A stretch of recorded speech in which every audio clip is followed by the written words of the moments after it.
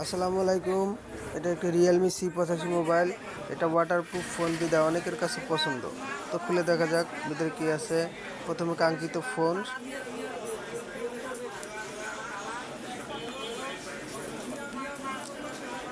আর ভিতরে সাথে একটি চার্জার ও কেবল আছে। দেখি,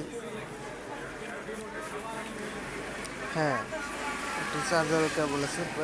চার্জারটি 45 ওয়াটের সম্ভবত। ইউটিউবের উপরে খামের উপরে লেখা ছিল। দেখি, হ্যাঁ, 45 ওয়াটের ফাস্ট চার্জার।